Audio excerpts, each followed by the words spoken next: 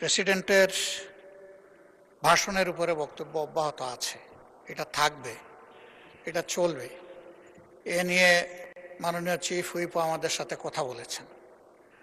রাস্তা ওইটাও বের হবে, সমস্যা নাই। কিন্তু এই বিষয়টাকে আমরা আরও দুই একবার নোটিশে আনার চেষ্টা করেছি, ৭১ বিধিতে সুযোগ দেওয়া হয়নি।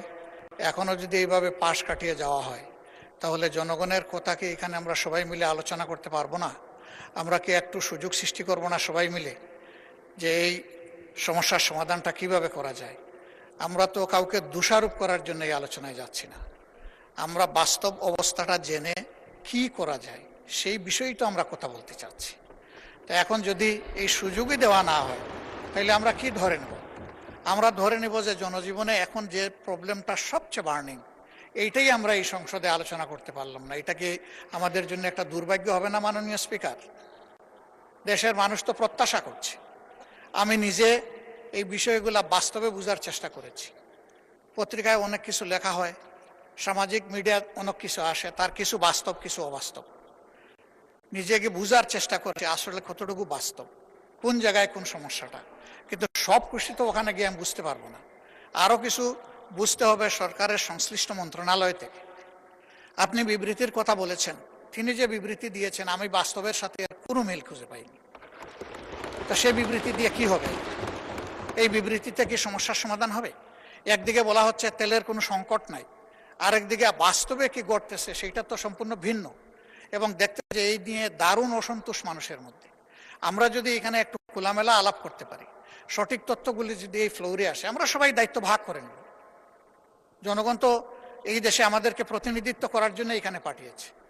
এই জনগণকে সঠিক জায়গায় আনার জন্য আমরাও দায়িত্ব পালন করতে চাই। তাইলে যদি আমাদের নোটিশগুলো এইভাবে কোনোটাই আলোচনায় না আসে, যদি বিবেচনায় না নেন, তাহলে মাননীয় স্পিকার এখানে থাকবো কেন? কি জন্য এসেছি? জনগণ তো তাদের প্রয়োজনে আমাদেরকে পাঠিয়েছে, আমাদের প্রয়োজনে তো এখানে আসেনি। সেই প্রয়োজনে যদি পূরণ করতে না পারলাম, থাকার তো কোনো সার্থকতা নাই। এই সংসদে আমরা প্রত্যেকটি সেকেন্ড ব্যয় করতেছি, এর পেছনে জনগণের রেভিনিউ তো খরচ হচ্ছে। আমাদের দায়িত্ব জনগণের কাছে।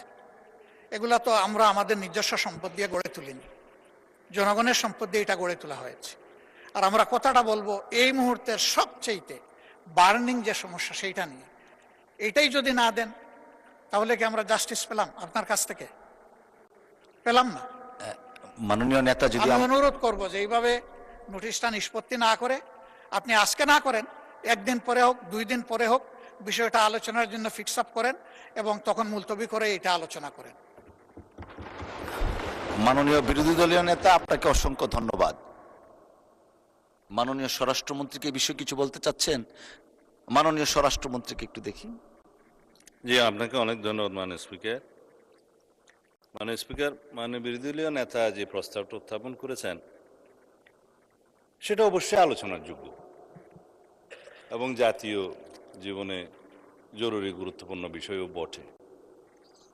আপনি তো আলোচনার বিষয়টা নাকচ করেননি, আপনি সিদ্ধান্ত দিয়েছেন মাননীয় বিরোধী দলীয় নেতাকে অন্যভাবে বিকল্প প্রস্তাব দিয়েছেন যে এটা সংসদের অধিবেশন মুলতবি না করে অন্য কোনোভাবে আলোচনার সুযোগ আছে, অন্য কোনো বিধিতে।